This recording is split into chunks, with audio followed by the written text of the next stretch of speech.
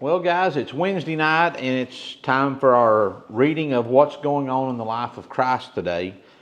So today is a pretty big day. Today is the day that Judas Iscariot is going to make a deal with the chief priests and those religious leaders to betray Christ.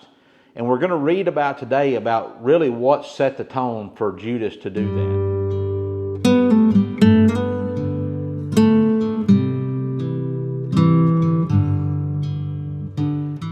So we're going to read it. I'm going to read it to you from Matthew, and then we're going to flip over and we're going to look at it in John, because Matthew doesn't give us the names of everybody that's involved, but John does. But I want to read it there. So tonight, let's start in Matthew chapter 26, and we're going to read verses 6. Well, let's go 6 through 16.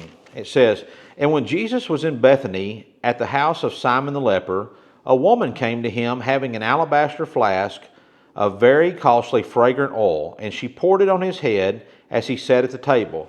But when his disciples saw it, they were indignant, saying, 'Why this waste?'" They were angry. It says, "For this fragrant oil might have been sold for much and given to the poor." But when Jesus was aware of it, he said to them, "Why do you trouble the woman? For she has done good work for me. For you have the poor with you always, but me you do not have always. For in pouring this fragrant oil on my body, she did it for my burial. Assuredly I say to you, wherever this gospel is preached in the whole world, that what this woman has done will also be told as a memorial to her." Then one of the 12, called Judas Iscariot, went to the chief priests and said, "What are you willing to give me if I deliver him to you?" And they counted out to him 30 pieces of silver. So from that time he sought opportunity to betray him. So when we read that, we're like, well, why all of a sudden did Judas decide he was going to go and betray Jesus? And why such a small amount? 30 pieces of silver was the cost of an average male slave in that time.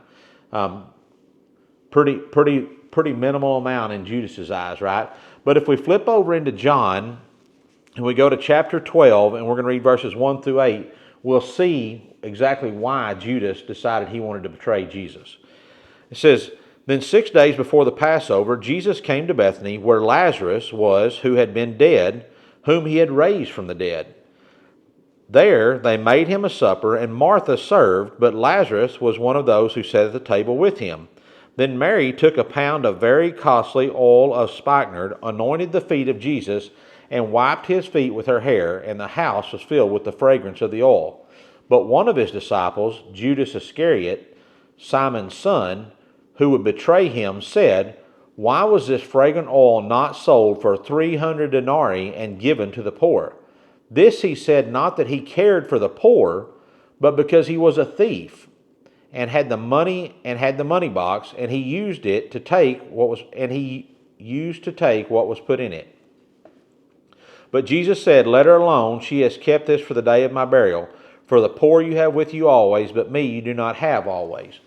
So when we read it in John, it sounds like it was a few days before, and we're not going to, just different viewpoints and the different way people remember things. We're not going to differentiate between what day exactly was, but we see the root of why Judas decided to betray Jesus. You see, Judas was looking for Jesus to be the next king, and he's seeing right now that, hey, Christ isn't that guy. He's not the guy that's coming in and being a warlord. He's too meek and mild.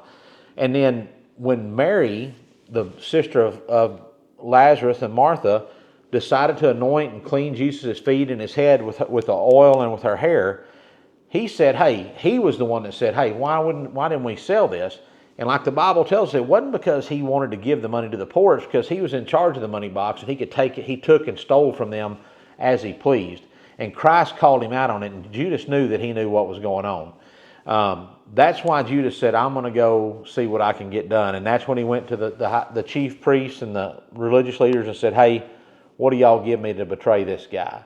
So keep that in mind, that Judas has sinned now. And as we go through the rest of the story, we have to decide whether or not, I guess we don't, but we're going to think about whether or not Judas decided to repent and turn from his wicked ways, or if guilt and shame took over in his life and he did something different. So Hope y'all join me tomorrow night. Remember, we love you. God bless you. And y'all keep praying.